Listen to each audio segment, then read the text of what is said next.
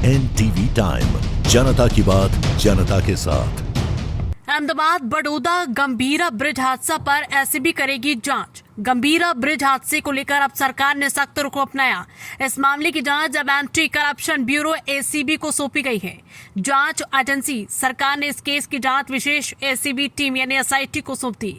SIT का गठन DIG मकर चौहान के नेतृत्व में टीम गठित। एसपी परेश बेशनिया और 4 पीआई भी एसआईटी की टीम में शामिल। जांच के दायरे में अधिकारी कार्यकारी अभियंता NM Nayakwala, UC Patel, RT Patel, सहायक अभियंता जेवी शाह, केबी थोरात सभी 2024 में स्वैच्छिक सेवानिवृत्त हो चुके हैं। एसीबी छापा 5 आर&बी विभाग के अधिकारियों के घरों पर छापा मारा गया। जांच के पहलू सत्ता का दुरुपयोग, सरकारी धन का दुरुपयोग, आय से अधिक संपत्ति की जांच।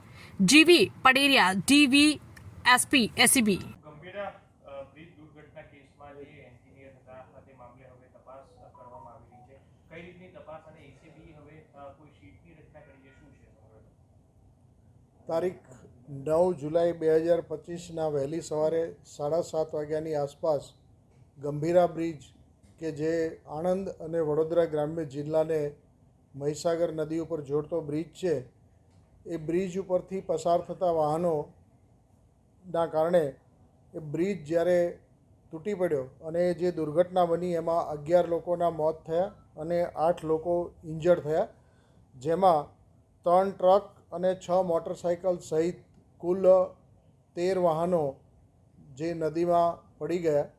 એ જે દુર્ઘટના બની એ દુર્ઘટનાને પગલે તેમાં જવાબદાર એવા વર્ગ 1ના 2 અધિકારી કાર્યપાલક ઇજનેરો કે જેમાં એનએમ નાયકાવાલા અને કેબી થોરાટ, આ બંને ઉપરાંત 2 નાયબ કાર્યપાલક ઇજનેર યુસી પટેલ, આરટી પટેલ અને એક મદદનીશ ઇજનેર જેવી શાહ, આ 5 વિરુદ્ધ સરકારશ્રી તરફથી સત્તાનો દુરુપયોગ કર્યા બાબતની અને તેઓએ પોતાની ફરજ દરમિયાન ભ્રષ્ટાચાર આચરી અને જે અપ્રમાણસર મિલકતો વસાવી હોય તે અંગેની તપાસ કરવા માટે સરકારશ્રી તરફથી 2 જુદા જુદા આદેશો આપી અને એસીબીને તપાસ સોંપવામાં આવેલ છે.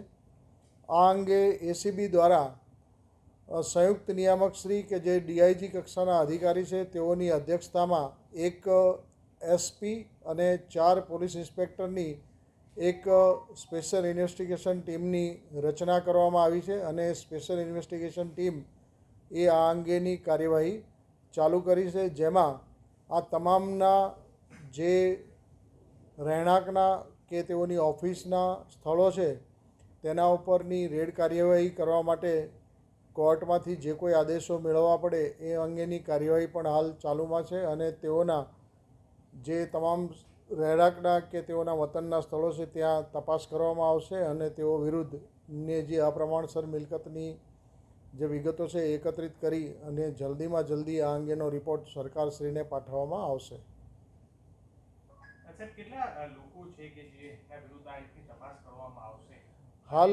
હાલ અત્યારે 5 એન્જિનિયરો કે જેમાં 2 નાયબ કાર્યપાલક ઇજનેર, 2 કાર્યપાલક ઇજનેર, જે પૈકી એક સ્વૈચ્છિક નિવૃત્ત થયા છે 2024માં અને એક મદદનીશ ઇજનેર વિરુદ્ધ તપાસ આપવામાં આવી છે. આ ઉપરાંત આર&બીના જે પુલો છે એની જે સ્ટ્રક્ચર સ્ટેબિલિટી તપાસી અને એમાં જે રિપોર્ટ આવ્યા હોય અને એવા કોઈ બ્રિજ બનાવવામાં કોઈ ગેરરીતિ આચરવામાં આવી હોય તો એનો પણ એક અલાયદો રિપોર્ટ જ્યારે અમને મળશે ત્યારે આર&બીના અન્ય બીજા અધિકારીઓ જે છે આમાં સંડોવાયેલા આ પ્રકારના ગુનામાં તેઓ વિરુદ્ધ પણ આ અંગેની તપાસો હાથ ધરવામાં આવનાર છે અને ભવિષ્યમાં આ સિવાય આર&બીના ઘણા બધા અધિકારીઓ વિરુદ્ધ નજીકના ભવિષ્યમાં તપાસ હાથ ધરાનાર છે.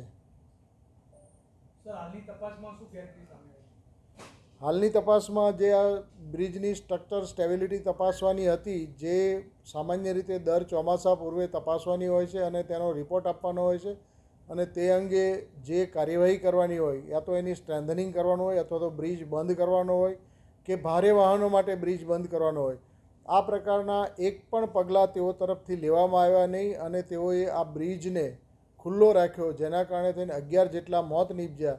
તેના જવાબદાર કોણ છે તે બાબતે જિલ્લા પોલીસ અલગથી તપાસ કરી રહી છે, પણ આમાં તેમણે પોતાની સત્તાની રૂએ જે કામ ન કરવાનું કામ ન કર્યું એના માટે થઈ અને એસીબી તપાસ પ્રારંભ કરેલો છે.